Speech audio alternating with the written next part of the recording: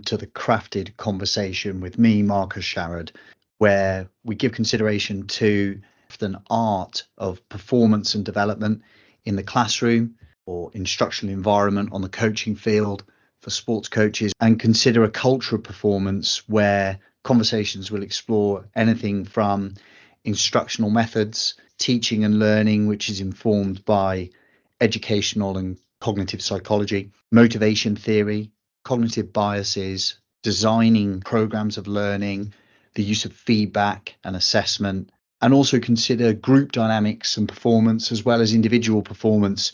None of this can be explored without the lens of identity and storytelling and generating a sense of belonging within the cultural performance in which we exist. So, without further ado, we continue with today's crafted conversation.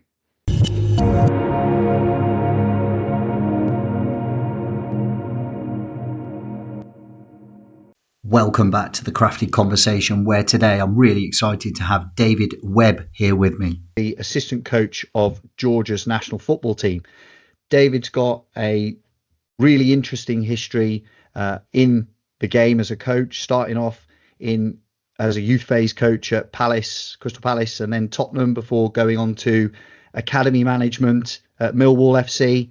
And then some scouting work on the South Coast, first with Southampton, and then leading on the scouting front with Bournemouth, before going on to doing some more work of that ilk with Tottenham. And I know, David, that you also did some consulting work around scouting with clubs as well, and the kind of analysis that you were putting together. And that probably led quite nicely into the technical director roles that you first had at Östersund in northern Sweden, which we've just giggled about whether you've ever warmed up from, and then Huddersfield in Yorkshire before taking on the full management head coach role at York City, which is pretty well documented to have been an interesting experience for you as a result of some ill health that kind of made that a different sort of experience than perhaps it could have been.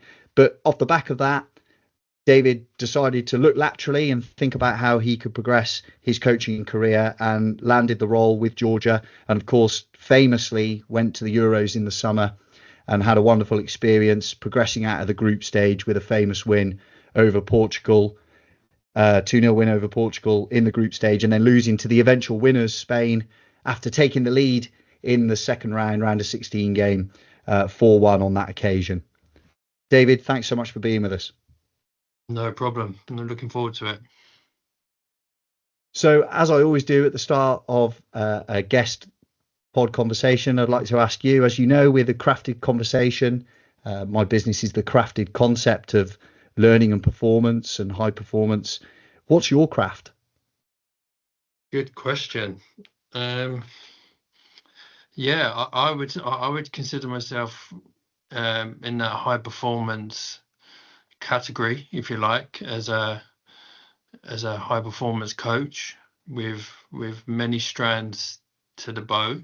So, for example, coaching being the main one, having an interest in the performance side from a psychological aspect would be another, and also the analysis and character development and scouting of football players. So that sort of I would say covers my sort of craft in a brief summary.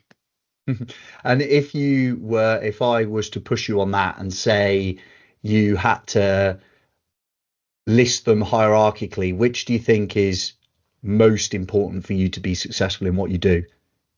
The coaching, I would say.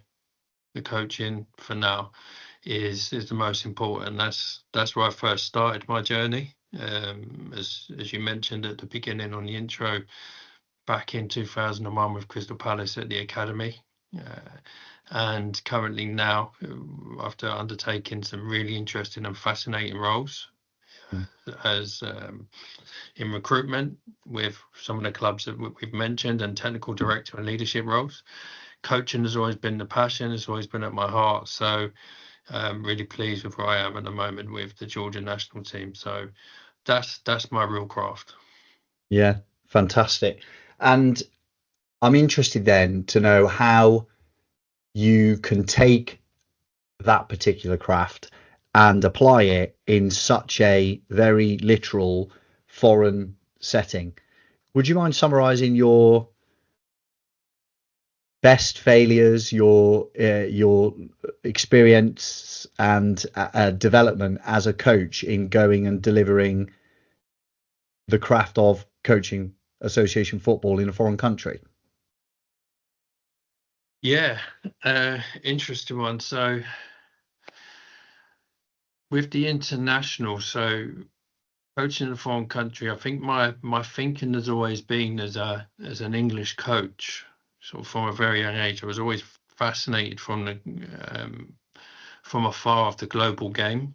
What I mean by that is the international. So looking at coaching practices from different countries, from different standpoints, and that through from youth through to the first team, studying different coaches, studying different aspects of leadership and performance. So I've always been very open-minded of learning from abroad and experiencing working abroad as well, which I currently am and which I've done with Ostersund. So that sort of led me to that sort of lateral way of thinking to where we are now. And there's been some success and failures along the way in my career. Just touch briefly on a couple. Say, for example, back in 2009-10, I lost my role as academy manager at Millwall through the club at that time, unfortunately losing what they called a category academy status, which led to some sort of people losing their roles, and I was one of them, unfortunately. So again, that's probably what led into, maybe accidentally or could be by karma or chance, into sort of the scouting field, because my next role after that was Southampton. At York, from the coaching side, my appointment as York City FC manager didn't go as well as I hoped, and that was through, again, as you highlighted, for some ill health at the time. I was just took the role and unfortunately got diagnosed with COVID and pneumonia and spent a period of time in hospital, quite in severe conditions. And then from after that, there was sort of a mixed bag of results and performances, and from a health point of view, never fully recovered, which led to a short period in time. So again, it can be seen as a failure, or it can be seen as a chance to learn, and that's what led me to where I was with Georgia.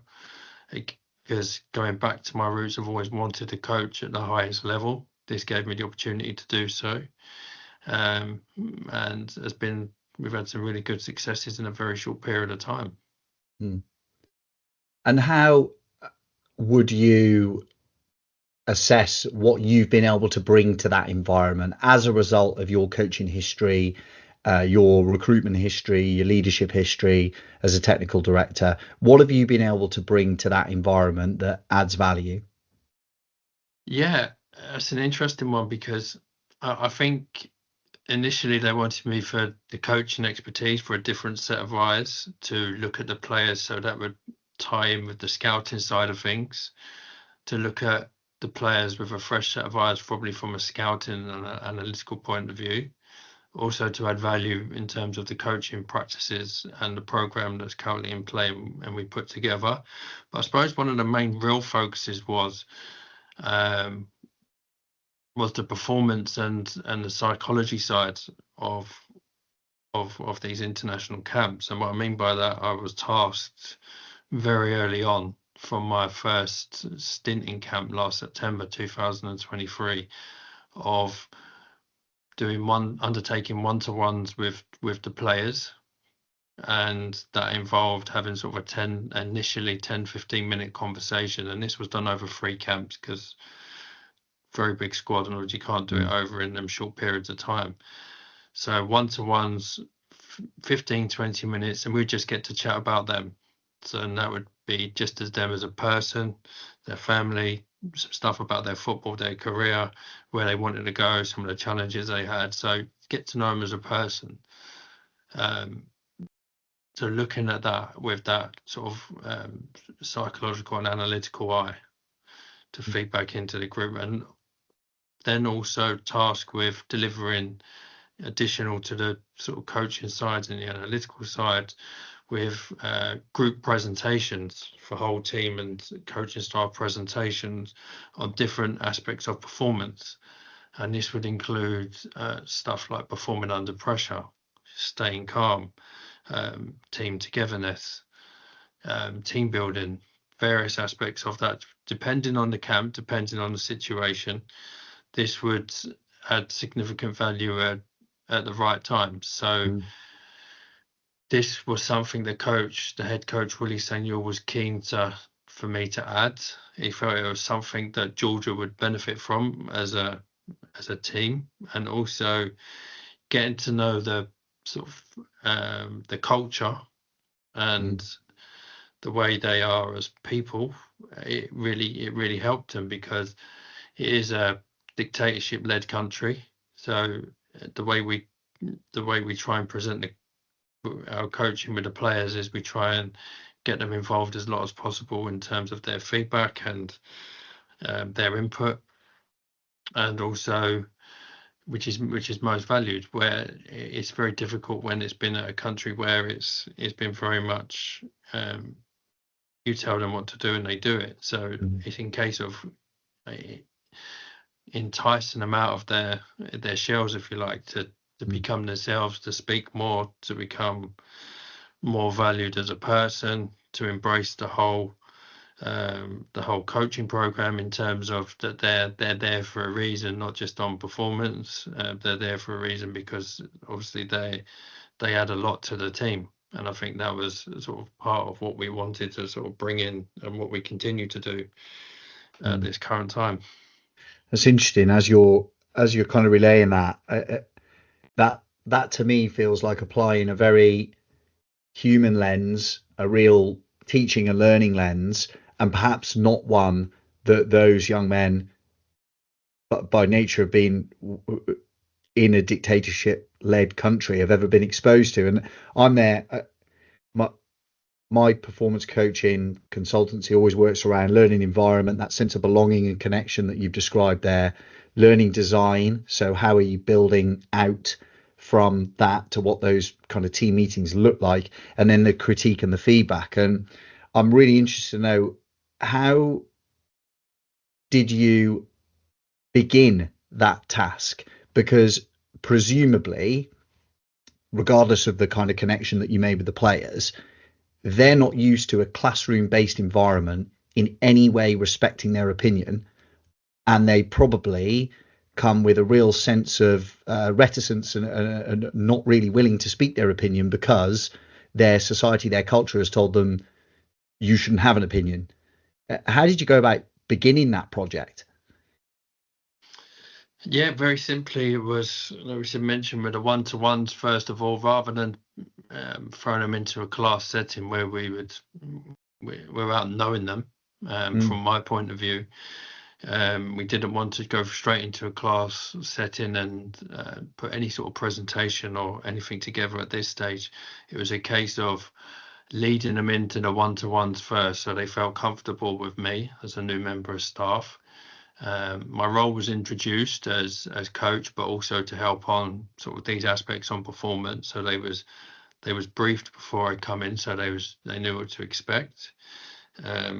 But we've done it very, very slowly, because I think when you invoke a change of this magnitude into a group that's not used to this kind of change, it has to be done step by step. It can't be just imposed upon quite aggressively. So this was the plan, to impose it with the one-to-ones over the first two camps, and then by the third camp we started to do the group presentations when everyone was comfortable with my role as the coach first of all, but also what I did additionally. So I think for them, they wanted it's just getting clarity on who I was, what I was bringing.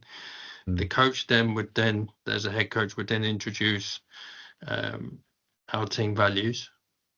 So this would be something that what Georgia represent as a as a team, but also some of the stuff we used from what the country represents. So it's an encompassing the one-to-ones, the sessions, and the values all together. And this has started back in September, so we're over a year into it now, and it's still probably at its infancy, but we've benefited from some really good sort of results from it as well, in terms not just of performance, but players coming out of their shell, players becoming more confident within the group. They're talking more, they're interacting more. So even these small little wins as well will help to increase performance, because if they've developed more confidence, they're allowed to be themselves, they're allowed to to express themselves within the group. Obviously they know they're there to win. That is the nature of football. That's not going to change. But also within that, if the freedom is to express yourself, you're there because you have these qualities, not only as a player but as a person. So this is what we've tried to introduce. This is what we have sort of got to. I'd say we've got to a point now where it's embedded, and now it's just a case of refining that camp by camp, just to meet the needs of the players we have and the situations and the games to continue to work on this side, because it served us so well up until where we are now. Well, congratulations to you on what you've achieved in that short time, and to Willie, for having the vision to do that. Can you describe what one of those classroom sessions looks like? Is it all present, or are there questions? Is there an expectation that the boys will present something back? Are they given discussion opportunities, sort of turn and talk? Do they record anything down? I'm just really trying to place a classroom environment onto this, particularly for my listeners in the education world who'd be fascinated to know what that classroom learning looks like in the highest level of performance sport. Yeah, so what we try and do is we make it more like a presentation, so they can all sit comfortably without having been so formal with the desks and stuff, like a classroom environment, because at the end of the day, they're football players, so we don't want to sort of rush them too much on that. So we have it more like a presentation where players are presented. Well, I will present a 15 to 20 minute presentation on a particular subject. There's lots. I don't go overboard with the talking. So on particular slides, I introduce what the topic is. Then we'll have some sort of brief overview. Then we will go into some sort of video related to the topic. So if it's calm under pressure, then it could be someone, a renowned sportsman from a different sport talking about this, just to give them an overview, or a leader, for example. Then we will go into a couple of slides related to the subject, and then we'll always finish on a video of some of their best highlights from the previous ones, so it finishes on a positive. And then the floor is open. It's open during, so if anyone has any questions during the presentation, it's all done in English. Like all of our coaching is done in English. So it's presented in English, and we have our Georgian coach that sits with some of the players that maybe English, some of the younger players, because most of the 90% of the players understand English, but some of the players who are not clear, we have Georgian coaches that sit with them to make sure of their understanding and to check their sort of grasping what we're doing. And at the end, we always give the players the opportunity to let it sieve in for a minute or two, and then open the floor up to any questions or anything they want to talk about in terms of the presentation, their performances, because it is more or less related to their football performance. We have to link it to that for them to sort of grasp of the concept of what we're doing, and players like to see that, and they like to see it's got a link to their actual work rather than a sort of subject where it's not relatable or relatable. So at the end, it's opened up, and then slowly but surely over a period of time, the first presentation, only the captain really spoke. Presentation by presentation, now probably done 5 altogether with the camps. it's got progressively better, where quite a lot of the players now will ask questions. Will they after the challenge? presentation. Will they challenge aspects? What, from the players? Yeah, like would they say, "Oh, I'm not, you know, I don't know what they call you, Coach David. I'm not sure that applies." You know, will they be critical? Are they willing to be critical of what, do they just consume it? First of all, they just consumed it, which was fine. But on one of the third ones, the captain was talking about playing under pressure, and he was and he mentioned the first part of the video didn't really apply to them because they already understood the full concepts of it. So we created a discussion of what pressure would mean to them. So rather than saying, no, this is actually what it is, and okay, we'd ask a question, okay, what does pressure mean to you? You're the captain of the team. You're the main speaker. What does it look like for you guys? And then we'd have a discussion around that, and that would invoke maybe someone else to say, then they maybe just ask about their own individual performances and pressure. So it was quite an open discussion, but also some questions around the presentation, which is what we want. And we don't want them just to sit there and go, yes, that was great. Because if that's the case, then we're not doing our job properly. We want them to think, right, okay, this is thought-provoking. How does this apply to me? When does this apply to me? What can I benefit from this? Because ultimately, that's what footballers want.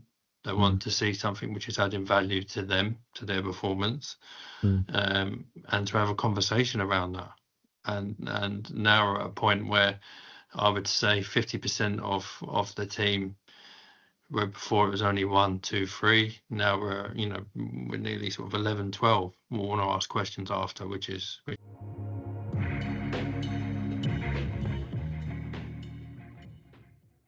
This is a brief pause in today's crafted conversation to talk about how the crafted concept, the overarching business that supports the crafted conversation, both in newsletter and in podcast form, can best support you in your performance environments. The crafted concept has experience working in the education and elite sports sectors through performance coaching for individuals or for teams, the learning environment, by focusing on those 3 pillars of the crafted concept of performance: learning environment, learning design, and learning critique. Contact me directly because I can help you, as I have done on many occasions, developing a sense of cohesion within the team. Performance coaching aims to drive individuals and teams to excel. And as a performance coach, I am an expert in areas of teaching and learning, instructional design, motivational psychology, team development, performance culture and environment, and performance mindset. It's my job to generate activities, use questioning, listening, observing, probing techniques to deliberately seek feedback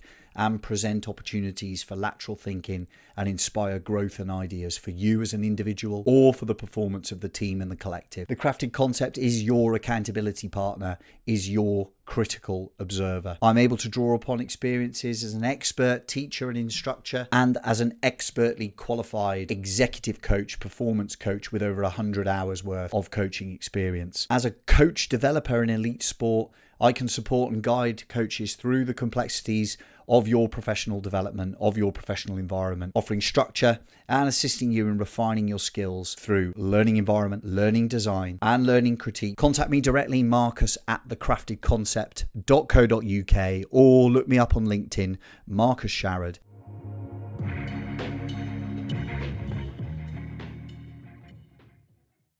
I think, like you say, that's a valuable quote. You don't want them to just sit there and go, "Oh, that was great, thanks." You want that dialogue to come off the back of it. That's the purpose of presenting it to them. So, absolutely. When you're constructing that curriculum, if you like, are you working off things that you've identified because of, say, I know you, I saw your post and I know you weren't particularly pleased as a coaching group with the latest camp and the Nations League results. Is that going to then inform what comes next, or have you already planned ahead? How deliberate are you with your planning of this kind of stuff? Yeah, so a bit of both really. So because of the results in terms of the games, both our last two games. We started off the Nations League in September with two very good performances and results off the back of that. Our last October camp, I would say we had 1.5 out of the two games very good. So out of the 4 halves played, we had 3 very good performances, but didn't yield the results. So it's not so much as all of a sudden the team's dropped and it's all panic station just because there's 2 losses. One of the games we lost at home, 1-0 to Albania, we had, if we looked at the stats, we dominated the possession, we dominated the chances created, we dominated the attack and frequency, we dominated a hell of a lot. So there's not too much to critique in terms of the performance. It was just that we couldn't score for a number of reasons. So when we look to plan these type of presentations going forward, this one was already ahead because this will be the last camp until next March, until we start the World Cup qualifiers. This was all about continuing mentality no matter what the results. So it's about keeping the mentality strong to more like mentality machines. So we keep that mentality high, we keep that mentality strong, we keep that team togetherness. What's got us here so far with the Euros and the success, and being Group B now in the Nations League, which is, being along the same teams as England and France and these sort of teams, as maybe not France, but England and other teams of the ilk in Group B. So I think for us, it's just a case of keeping the mentality strong, keeping what we've done together as a group, and building on that and giving them something just to think about, to leave with. And that necessarily is not going to be anything about the last 2 results, because otherwise, if we went off just results, that would be sort of take away from what we're trying to achieve. We're all about the performance. We know it's a results-led industry. Yes, we know that. We don't need to keep ramming it down their throats. It's about performance, and if we generate good performances, the results will follow. So it's about keeping that mentality high, keeping them switched on and focused, and giving them something memorable to leave with. And yeah, that's already been planned ahead with some aspects, just maybe some sort of small tweaks of last month, what we picked up upon, which can be built into it, but again, in a with a positive lens. Yeah, that's really interesting, because from again, with that expert learning lens on this, we know how celebrated it is to go back to previous learnings that's we've managed to successfully encode to the long-term memory, retrieval practice, strengthen the connection, apply it in new ways, create new opportunities for elaboration. And am I describing essentially what you would look to do there? So say you've spoken about high performance or mental resilience or something with those guys. You could say, look, 75% of the football that we played in the most recent international break, from a process perspective, you've achieved success. However, we've lost 2 games. So how do we now take that prior learning about mental resilience and apply it in this scenario? Are we describing ultimately high performance there? Yes, absolutely. And I think that's key. That's key, and I think that's the way we want our team to respond. Sometimes these losses are blessings in disguise, because the moments, aren't they? Yeah, they are moments, and they're key moments to see how the players respond. This is part of the football journey. We're going to have ups and downs. We're going to have success and failures. This is we've built on some really credible success. We started our Nations League campaign on a high, which was fantastic, and our last 2 performances, even though they were very good, didn't yield the results. So what do we learn from this? What do we take from this? We don't need to change too much in terms of the learning practices and the things in place. It's about refining them, tweaking them, making them better for the players to ultimately go out and perform. And what do you say to the player that is just such an alpha winner? I don't know whether you've got one in the group or more than one, that turns up and says, I'm not having that, we lost. how do you educate those individuals? Because all high performance team sports possess those individuals. Well, how do you educate them? Yeah, we do. I would say within a national team, I'm not going to use the word easy because it's not by any means, but I think with national team it's very different to have a conversation with the alphas within this group, because I would say there's only one really within this one. Most of them are probably, say shy, but most of them are probably, I would say, defined as just normal players. Egos are not too high, they're not too low. They're just there on an even playing field. But we have one alpha male who, call him. I wouldn't even say that he's nowhere near a problematic player within the group. He causes no issues at all, internally, externally, but just a strong character. So yeah. So I think with that, he's already bought into the whole national team ethos and values. He understands the country and the culture. He's smart enough to understand, talking about this player in particular, he's smart enough to understand what we're looking to do. He understands that there's been some success from this. But we also respect him that he has a voice within that. So, and we quite openly say, look, you feel free to have these discussions where you want to sort of challenge certain things or ask questions on certain things, no problem at all. But it's about educating them, doing it in the right way. So not to take away from his character of who he is, because that's the way he plays. And we don't want to take anything away from that, because that brings value to the team and the team respect that, and he needs it as an individual. But it's about harnessing. So it's about harnessing when to use that dominant alpha male character to good use, i.e. on the pitch for performances, how to harness that at moments where he can really utilize that, and when he's within the group, how he can utilize this strength to good practice. So we've educated him on some stuff on leadership and given him stuff to read, stuff to think about. I've done one-to-ones with him where we spoke a lot about this, and he spoke about particular players just in terms of how he views the group and his role within the group. So it's not massive changes, it's just subtle changes to keep him as he is, because he brings a lot, but also not to change anything about him, but just how to think differently and how to really utilize some of those. I would say sometimes this sort of character can scare coaches, but we quite like it. We just want to harness it, so he's using it in the best ways he can. That is a really powerful example of something that I'm reflecting on throughout this conversation. And I and listeners will really value your honesty and your willingness to kind of share and not be overly guarded about the environment. So thank you.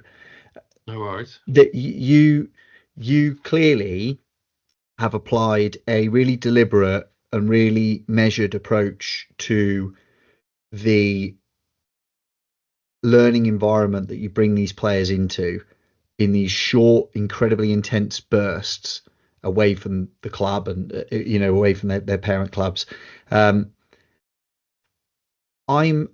I'm interested to get your opinion on whether there is a place in the modern game for a coach to be successful if they are not willing to be ever learners, educated individuals who bring nuance to the psychology of the team, to the sense of belonging and culture that they create. Because there are plenty of coaches on the coaching carousel out there, particularly in the lower leagues, who continue to get jobs. And I know it's a frustration for what I would call modern coaches like yourself. At what point will there be a critical mass that sporting directors, CEOs cannot ignore the way that the game needs to go? And I should add to this that I know, of course, and listeners should know that you've got a master's in a psychological discipline, don't you? Yes, yeah, in sports psychology, yeah. Yeah. Yeah. So, back to my question. At what point is there a critical mass that what I would consider the modern approach to coaching the game and the human beings that play the game will take over the sort of traditional boss, gaffer, deference, if you like? Yeah, it's a really, really interesting question that I would say is evolving now with the way society is a lot more. Um, Good point. because if you look at society, it needs that, and if you look at the way, I think at the highest levels, and I talk within the Premier League, the Champions League, European, International, it's starting to evolve more rapidly Yeah. because there's more of a deeper understanding of the sciences, the sports science, the psychology, the man management, the social, the culture. There's a big more overview, and it's the sporting director's role has more of a strategic overview to drive the strategy and will encompass a lot of those things where and a coach will just apply will come into a club and apply just the coaching, and under that coaching remit he would have to embrace the culture. He would have to have the modern trends of dealing with especially in the Premier League or even in the Championship now, of players from different cultures, different ethnic backgrounds, different countries, and to do that, you have to be very, very highly skilled, not only on football tactics, which will ultimately get you through the door, but to keep you in the role. Your challenges will be is how do you manage this on a day-to-day basis, and I think the real challenge now for me is the psychological aspect, is those challenges of dealing with players, because you're not, for me, if you understand that the players are human beings, then that gives you a better overview to understand them as players, and with that you can build real solid connections. Now, I think for me personally, because I've chose to be educated with this, and it's a really sort of subject close to my heart. And I understood this from an early age, that the best coaches at the highest levels are not only the best coaches because they have the best players, or they've got the best tactics, or they understand how to play the best systems. They're the best coaches because yes, they can do that to a higher level, and that's a given. You should be able to do that. That's your craft. But the next phase is the man management. If you speak to any top high performance coach, which I've had the pleasure of working with throughout my career, they all possess this same trait. They're all excellent with players in terms of their man management and how they knit and build a team together. They understand things from a psychological point of view, and to do that, they understand they have to be very, very open-minded in terms of their approach of how they coach, how they teach, how they deliver, because you can be the best coach in terms from understanding the game, but if you don't know how to communicate and convey and build relationships with your team, i.e. your players and your surrounding staff, you're not going to be in the job for very long. So I think at the lower level of English football, it's you get this slowly evolving more than at the top level. So from National League, which I've been involved in, I would say it's very hard to get that way of thinking because it's still very much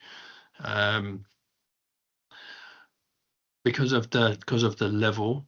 Maybe coaches are, and because it's not as nowhere near as highly paid as sort of even from high end league clubs all the way up. Coaches are there just to yield results, and maybe haven't gone through an educational journey. So when I found that when you try to talk about certain things, it was a bit, let's say a bit much for them, but it was a bit too ahead when there's already not the things in place, because the smaller clubs work on for smaller budgets, smaller infrastructures, so it's a lot harder to build. It's a lot harder to sort of get your points across in that sort of environment. The higher the levels you go, the more open it is, and then it is about how you manage in those environments. From that, once you've secured your role, you've earned it through results, for merits, through stats, for previous roles. But again, keeping it will be how you manage it. And this is why we probably see more of a higher turnover within League One, League Two, because that character side of knowing how to deal with modern day players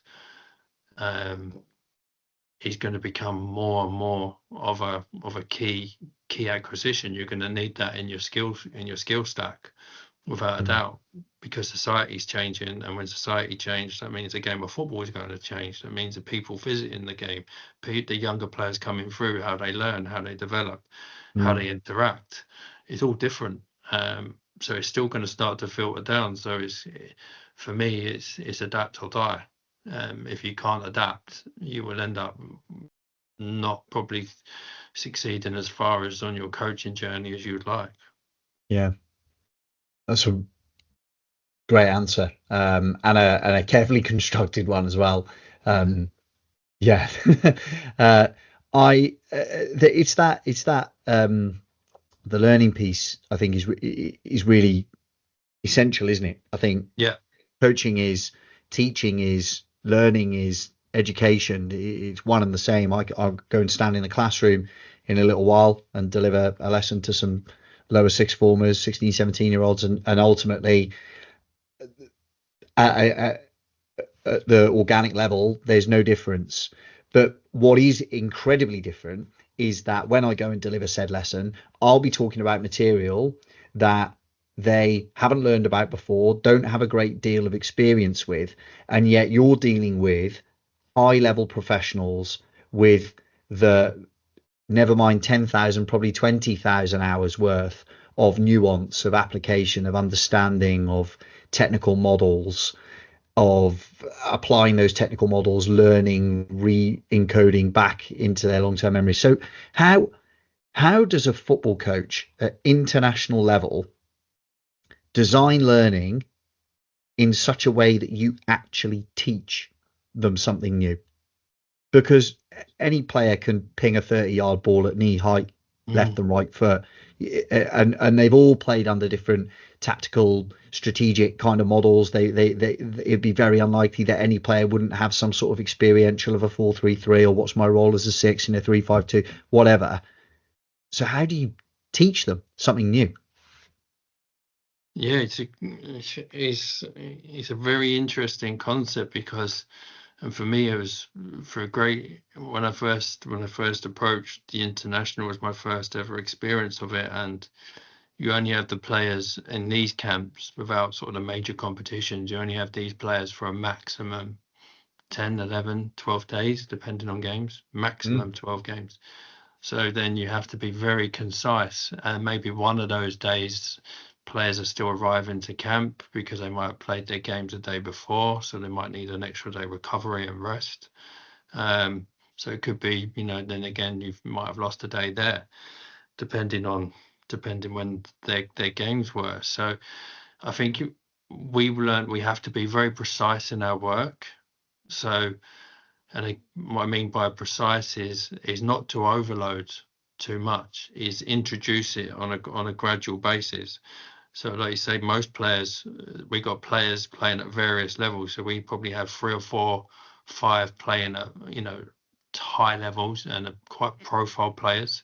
We have players playing in very, very good leagues, so still playing in the Bundesliga, playing in League One France, La Liga, for example. We have some players that play in I'd say lesser leagues, but maybe leagues like Austria, Poland, Turkey, Cyprus, Greece. So you have a real combination. It's not like England, for example, where most of the players apply their trade in the Premier League, or Spain, for example, most of the players are in the top leagues.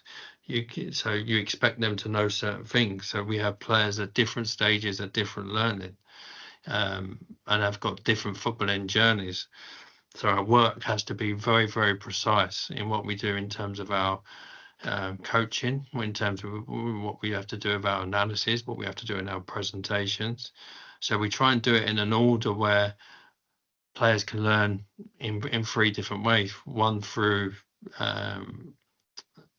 if for example we're going to approach an opposition, or we're going to introduce a new system, first of all it's always shown by a sort of video. Then it's delivered in practice. and then after that we have some feedback of their understanding. So we have to be, so we do it in 3 phases. So players can understand it from the visual aspects because they've seen it. They've got a chance to ask some questions. We go out and apply it in a practice, in a training session, and then we'll have some feedback after of, what did the players take from it. What does that look like? What type of questions do you ask them? And is that supported by video at the training? Sometimes, yes. So sort of questions we would ask them would be specific to the work we've just done. So to check their understanding. So we would let them, that becomes more of a player-led, if you like, rather than coach-led. So we've introduced it, which was coach-led through on the training field. And then the feedback after is always, we sort of say, it's over to you. What was your thoughts? You tell us. And then it could be with some discussion of how this is going to apply against our next opposition. How are the players playing this? If it's a new system, a new role, what does it feel like to them? What does it look like to them? Any questions around their roles and responsibilities? It can encompass a number of things. Because it's so short, we have to make sure that it's very precise, and we try to cover the 3 aspects. So they've learned it visually, so they've learned it practically, and also to check their understanding that it's actually that those 2 aspects have, was enough. Again, this is can be sometimes based on the opposition. We might have to tweak and change. We don't ever change our real overall playing philosophy, because that's what made us who we are. We might change various aspects on tactical points through practice, depending on opposition, depending on situations, or something that we feel the players might need to improve. And that's basically, we just try and keep it as simple as possible. Try not to overload them too much. We're very aware that they've had a lot of information from their clubs, and now they've got to switch to national team. So again, it's going from one to the other, and it's how they're going to digest this information. And for us, this works. This has had some really good yield, some very good results, and some good learnings from us. Can it be better? Of course. We were trying to look at new ways of how we can, improve that without giving too much sort of what we do away to our opponents. But so we're always searching for new ways of how we can get the information in. And I think as long as we keep open to that, then it could be different ways. Players, like I said, players learn from different. Some learn by video, some learn by doing it, some learn by checking the response, some learn by going away and thinking about it. And we have to be mindful that all these players coming from all these different clubs with all these different coaches that will have a varying degree of knowledge, that they're all trying to we're all trying to get them onto the same page. Sounds like a bloody hard job. Of course, coaching is good. Coaching is never easy, because especially at this level as well. But that's the challenge. That's the beauty and the challenge of why we love doing it. Of course it is. It's a challenge you want to walk towards. A brief pause in today's crafty conversation to talk about Keynote Educational, partner of the podcast. Keynote have been the facilitator and provider of professional development in the education sector for over 25 years now. The range and diversity of workshops, courses and conferences and in-school opportunities they offer the sector is significant. Now, whether you are an aspiring head of department, someone looking to spend some time reflecting on summer examination papers and subsequent reports, whether you're an existing leader, middle leader, senior leader across all departments, across all areas within the school, then Keynote have the professional development course for you. Head on over to keynoteeducational.co.uk to take a look at the vast range of programs, workshops that they offer. And in addition, Keynote have successfully gone into schools, as well as hosting conferences and workshops in a traditional format, at hotels in the London and Manchester area. Keynote will also send out members of their associate team to deliver bespoke packages for you, and Keynote can have the solution for you. Head over to keynoteeducational.co.uk to look at their range of workshops, conferences and courses today.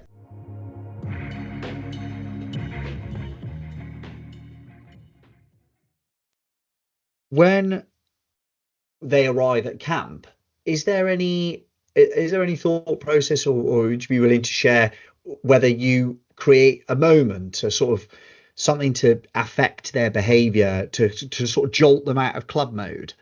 Because invariably, you don't need to know much about the game to know that you've got guys that coming who could have literally played Champions League football that week. Yeah. And then other guys who are coming from, I don't know, like you say, the Greek league or the Austrian league, and the different tactical models and the different levels of playing that they're used to players they're used to playing with, what their role is with the number on their back in their context. Is there something that you do to try and sort of go, boom, this is Georgia mode now? Yeah, I think what we do, I think what the federation is also very good at as well is it's a real family feel to the, and we created a lot of this in the Euros, but they also had a lot of this prior to me coming. So when players first arrive, they arrive at different times. So the majority of them will arrive day of training or the night before. What we always do is we always there to greet them first and foremost. I think that is the thing that they might not get every day at their club, is that initial warmth. Okay, it's about them. You're here as part of the national team. You're here on merit. You're here because you deserve to be here. But also they get that initial greeting from all the staff, from all the federation staff, and that is through from the head coach to the coaches to the analysis team, even to parts of the media and different, the chef. It's a real like welcoming. So it's like, no, you're here, you're part of the national team. This is where your heart is, because they're very patriotic as well. So we pull on that a little bit. Yeah, of course. Yeah, so it automatically then switches them into country mode. Right, I'm out of club. I've got a massive welcome. Everyone's interested in me. I deserve to be here. I'm here with my brothers. It's game time, game week, preparation mode. I'm here for my country. So we try and generate that, and we try and play on that as much as we can when players first arrive, without being too formal or do anything in terms of a presentation or anything like that. We make sure that we're there just to give them that individual greeting and that individual warmth from when they arrive. Mm-hmm. You get a buzz off it? Yeah, we do, because we get a real, I can't compare it to any other international camp because this is the only one that I've been at, but when I speak to Willy Sagnol, our head coach, who's got a fantastic playing experience with France at the highest levels, played in European and World Cups, he says that what we have here, is very unique, and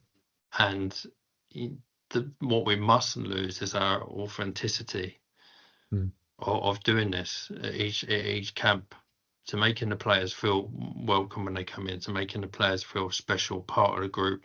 You can add some real value to this camp, even if they might not get many minutes. What we are good at is making everyone still feel involved as a part of the group. So, the team selection is a team selection. You can only pick 11 players and so many subs. And then the X amount of players will play per game. But the ones who don't get as many minutes, or the ones that don't maybe even get on, still feel part of the group, and are still happy to come back in the next camp just to be part of this, this togetherness and this brotherhood and this country and this journey we're on. And I think as long as we keep that, that will sort of serve us well going forward. And how much of that is reflective of David Webb's coaching belonging philosophy, and how much of that is what you've gained from your experience? I would say it's a match, a good match, because if I was going to look to create an environment of team belonging and culture and togetherness and spirit, I would certainly take a lot from this experience, because this is how I like to build teams, with that Mm, real togetherness, mm, that real sense of unity, that real sense of purpose, that sense of journey, that sense of spirit, the sense that we're all together as one big family, one big team. And Georgia had a lot of this in place. I was fortunate enough to add some good value to it, but they did have a lot of this in place already, which mm, made my job a lot easier.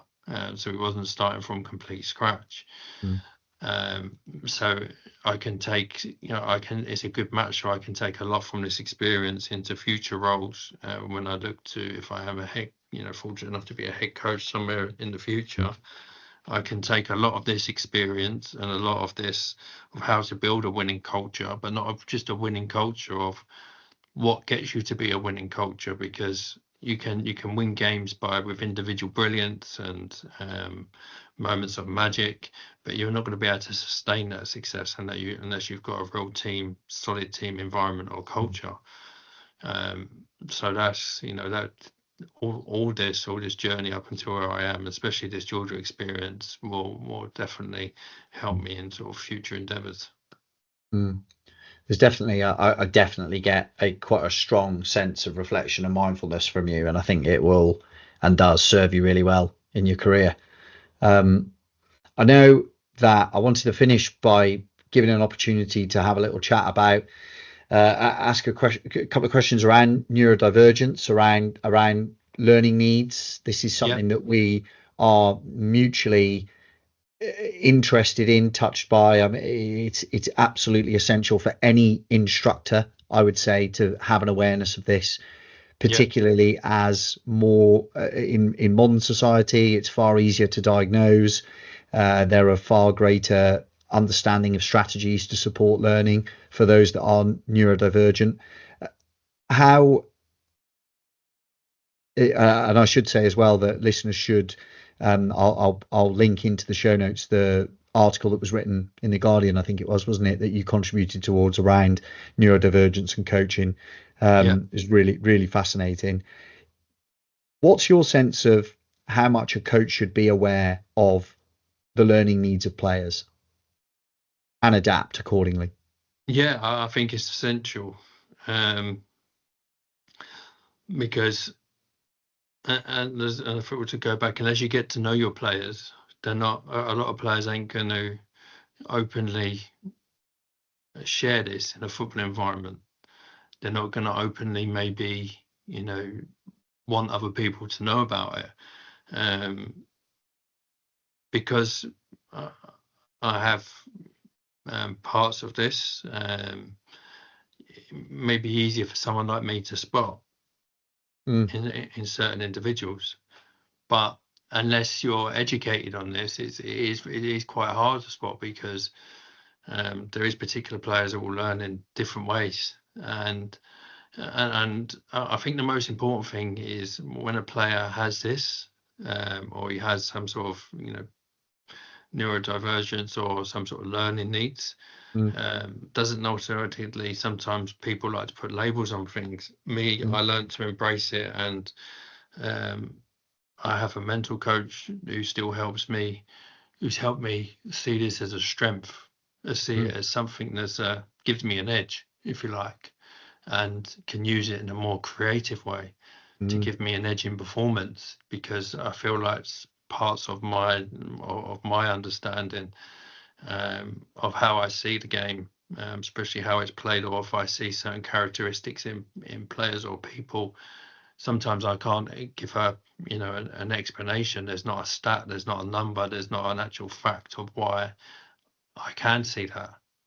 mm, Um, but through understanding, of more on this subject and more learning around this subject, I understood that there's no rhyme or reason sometimes, when it's this, without being sort of scientific or technical.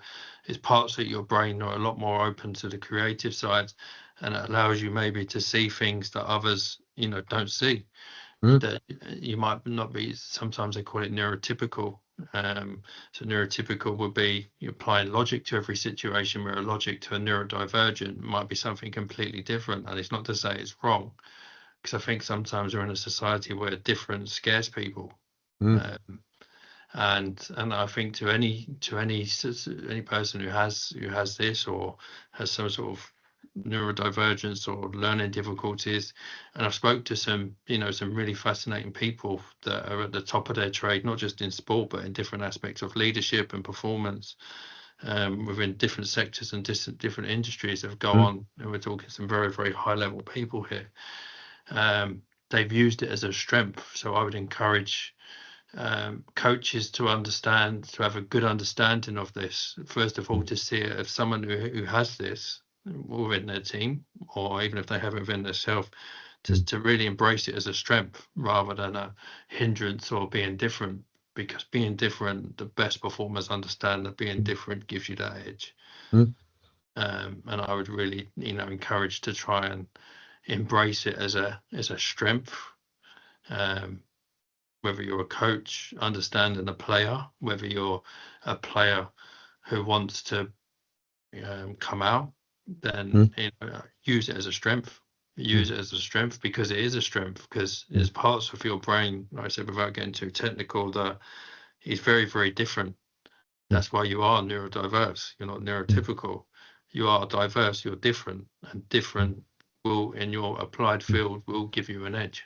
And I love that terminology, neurodivergent rather than neurodiverse, because we're all neurodiverse regardless of whether you've got a stated learning need or not. Everyone carries their own incredible nuances to the ways that their brain fires and wires. And personally, as an educator, I think that it's madness that an elite sporting environment would not keep a log of all their performers, all their athletes, all their employees, that states educational background, potential learning need. Because you and I earlier in this conversation really happily, comfortably had a conversation about different personality traits. We spoke about alphas, or people with that really dominant winning personality. And yet, as you say, the connotation that's carried with a learning need means that even, I observe it in you as we're discussing this, that it just becomes a slightly edgier, sort of more closed off subject. And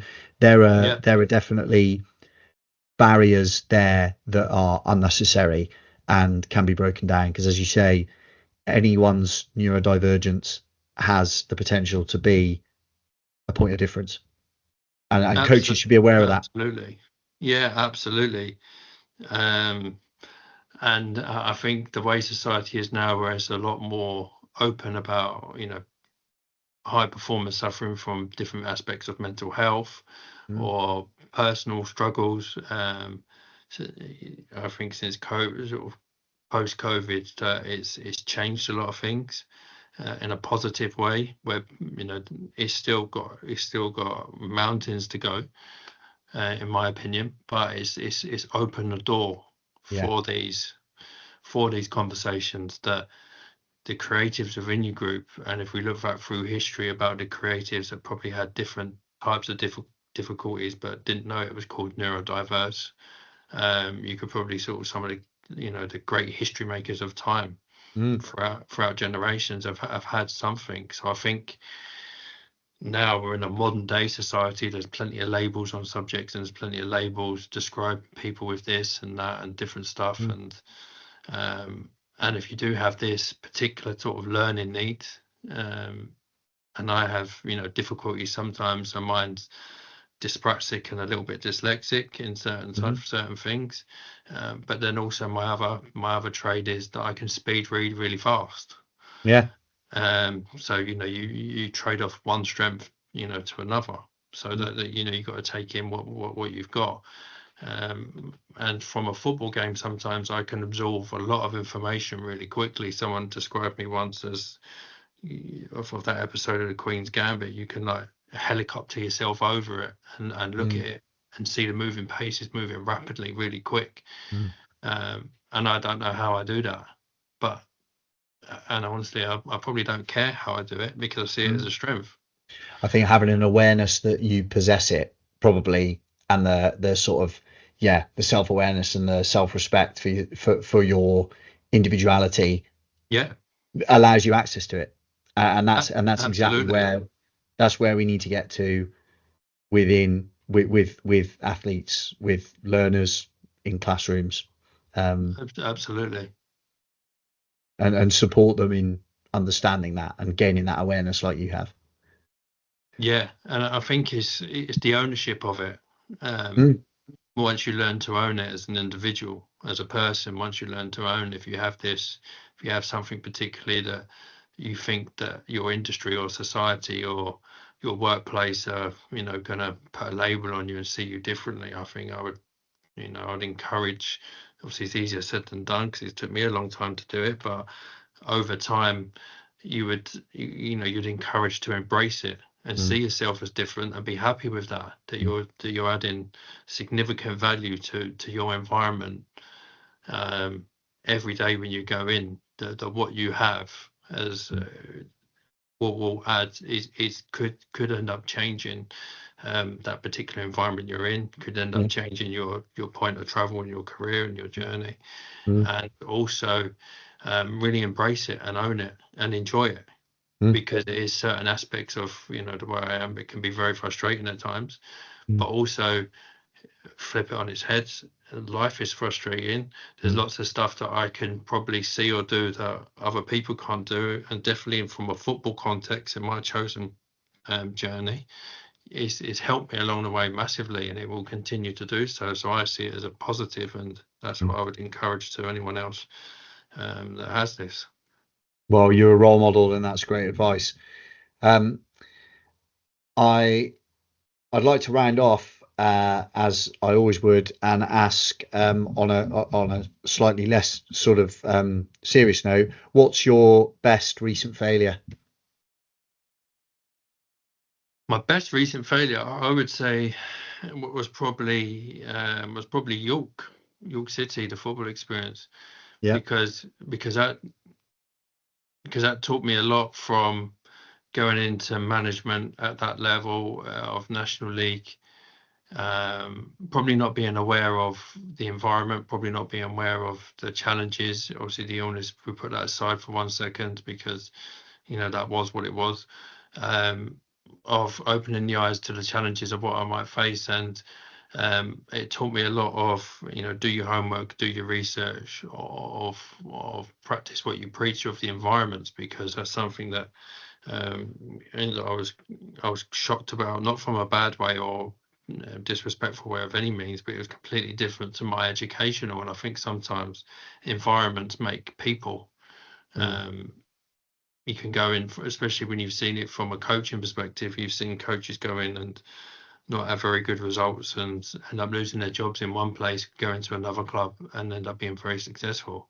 mm, Probably haven't changing too much about themselves, but you can guarantee that the environment was very different. And I would say what I learned from that was know your environment you're going into, and most importantly where you're coming from, and is that going to be a good match from what you're going to do. Because ultimately, if you feel if it's not going to be a good match, then it's not going to probably yield the results that you want. that again, as with the neurodivergent conversation, that's great advice. Essentially, if your belief system values don't match that of the environment that you're going into, then have the strength and the sort of self-respect, self-care, if you like, to go, this isn't the right match for me. We don't have to jump at every opportunity. Yeah, yeah, essentially, yeah. And it's learning. I think it is a learning curve, because when Mm, you get the first opportunity in something, even though I had a very long career, this was my first, and I'd coached at high levels and I've managed at high levels. This was the first chance to get to become the number one on the head coach. So I was eager just to jump. mm, Um, and I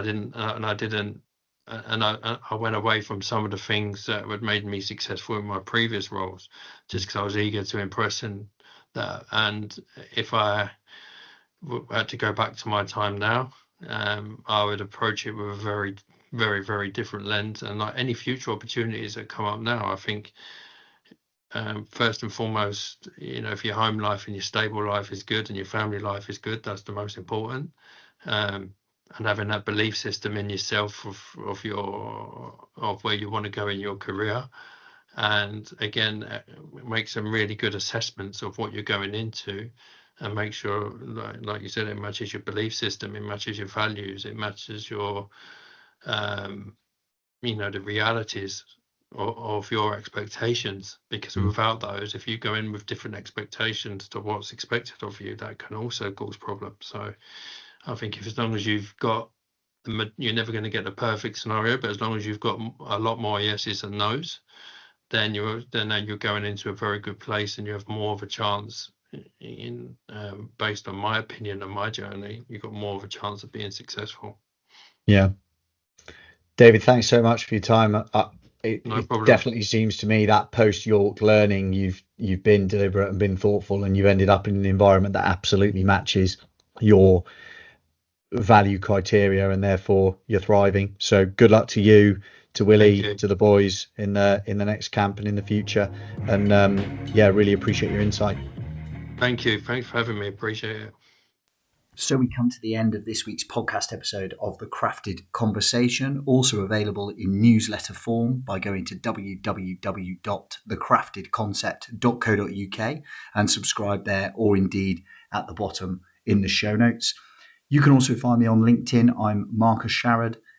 We're on Instagram at thecraftedconcept_, and also YouTube, The Crafted Concept, where the weekly newsletter content goes up in video form. If anything today is of interest to you and you want to get in touch with questions, if your question is read out on the podcast, I will get in touch back with you for your free 30-minute performance coaching consultation as a result of your question being curious enough and interesting enough to have been read out and addressed on the podcast. And equally, if any of the work of the Crafted Concept in performance coaching and consultancy, with a particular focus on teaching and learning environments, learning design, and how we critique that learning for performance, is of interest to you in the education or elite sports sector, then do get in touch. And you can do so directly via email, marcus@thecraftedconcept.co.uk. See you next time.